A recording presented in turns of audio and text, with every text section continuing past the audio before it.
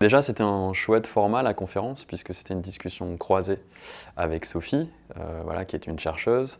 Voilà, d'avoir une salle qui était quand même bien pleine, enfin un chapiteau en l'occurrence, qui était quand même bien plein, de gens motivés et posant des questions pertinentes, c'était très agréable. Cette première conférence inaugurale a été très intéressante et a permis de cerner tous les enjeux de cette transformation écologique.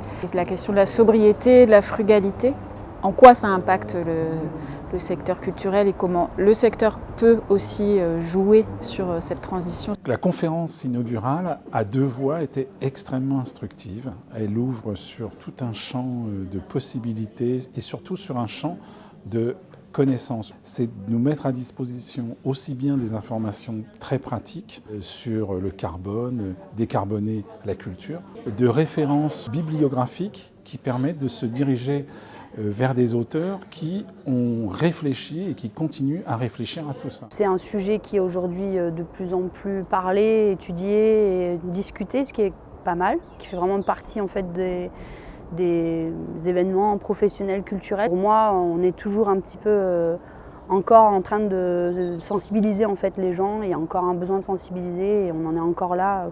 Voilà, on n'en est pas encore à évaluer nos pratiques 10 ans après et faire le retour de ça. Donc il y a encore du boulot.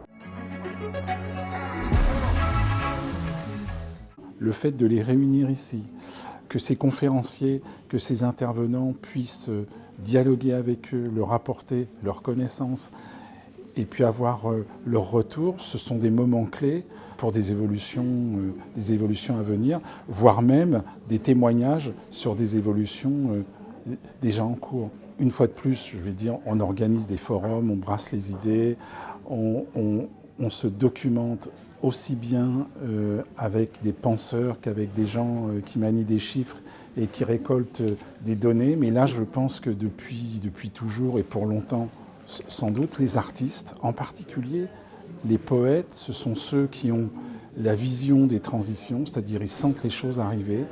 Donc on a vraiment, si je puis dire, toutes les armes, tous les moyens en main et ça rend très optimiste et c'est enthousiasmant.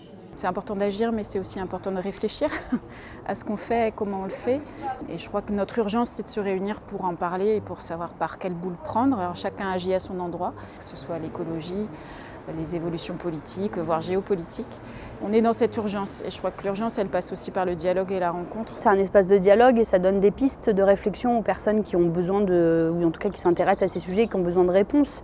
Donc ça permet d'alimenter des réflexions. Après, dans les organisations, tu repars avec de la matière. On a une difficulté qui est celle de tous les secteurs d'activité à penser la transition écologique parce qu'on est pris dans le quotidien. Mais voilà, ce genre de temps de réflexion, de rencontres, d'échanges avec différents experts de différentes provenances et on réfléchit un petit peu démocratiquement à ce qu'on a envie de construire. Un forum de ce type-là, pour moi, c'est clairement un laboratoire. C'est un endroit où on peut faire de l'hybridation et on peut travailler ensemble sur des sujets nécessaires et de portée importante. Ce sujet de l'écologie, c'est un véritable sujet qui aujourd'hui traverse absolument toutes nos pratiques.